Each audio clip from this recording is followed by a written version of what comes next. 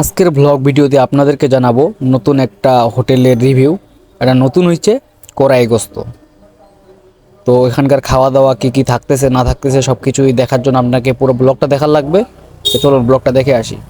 আপনারা সাইনবোর্ডে দেখতে পাচ্ছেন বড় করে লেখা আছে Karaigosht restaurant fast food and mini park. তো এটা পড়ছে পীরগঞ্জ উপজেলার সাগুনি শালবনের সাইডেই।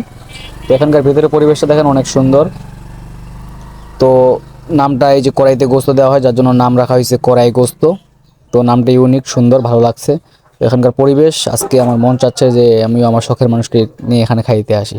তো যাই হোক, বাদ দেন। পেঁয়াজের সালাদ, এটা হচ্ছে ভর্তা। এখানে 4 আইটেমের ভর্তা আছে, বাদাম, মাছ এবং কি তিসির ভর্তা আর আলুর ভর্তা। তো আমরা হুট করে এখানে চলে আসলাম, এটা মানে কোনো প্ল্যানিং না, হুট করেই একটা কাজের জন্য বের হয়েছিলাম, যার জন্য আসলাম।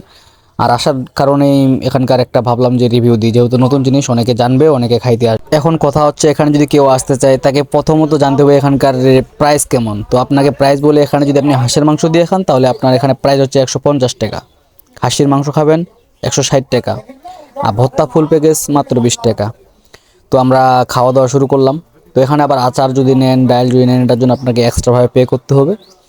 তো খাওয়া শুরু করে দিব এখন। যে ভর্তাগুলো দেখতেছেন, প্রথমে আমি শুরু করলাম মাছের ভর্তা দিয়ে, সাথে আছে তিসির ভর্তা, আলুর ভর্তা আর হচ্ছে বাদামের ভর্তা। তো ভর্তাগুলো মোটামুটি ভালোই। এটা হচ্ছে পেঁয়াজের কচি সালাদ, মানে মরিচ দিয়ে। তো এটাও ভালো, খাওয়ার জন্য রুচি বাড়াইতে নয়নকেও দিলাম। দুজনে যেহেতু আসছি হুট করেই, তো আমরা একটা কাজের জন্য বেরিয়েছিলাম। অবশেষে খাওয়া শুরু করে দিলাম। তো মাংসটা ভালো হয়েছে, কিন্তু আমরা যে পরিমাণ আশা করছিলাম সেই পরিমাণ ভালো হয়নি। তাদের যে পরিবেশ, মানে সে পরিবেশ অনুযায়ী তাদের মাংসটা আরও সুন্দর হওয়ার দরকার ছিল, আরও সুস্বাদু, ভালো রান্না করার দরকার ছিল। তো নয়ন বলতেছে যে সেই স্বাদ। খাওয়ার পরে আমরা 7 আপ খাচ্ছি দুজন মিলে, আবার একটা পাইপ দিয়ে।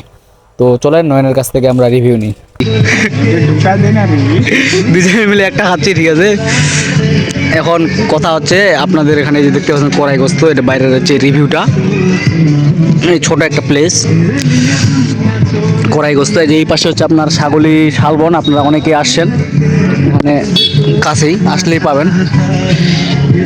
হাঁসের মাংস যদি খান, হাঁসের মাংস 150 টাকা, খাসির মাংস 160 টাকা, তারপর যদি ভাতের প্লেট 20 টাকা, এবং সাথে ভর্তা থাকতেছে। ভর্তার ফুল প্যাকেজ 20 টাকা। ফুল প্যাকেজ 20 টাকা, এবং ভর্তা থাকতেছে 4 আইটেমের। হ্যাঁ, ভর্তাগুলো কী কী? এবং তিসির ভর্তা, মাছের ভর্তা, বাদামের ভর্তা, আলুর ভর্তা। তারপর সাথে থাকতেছে 7 আপ।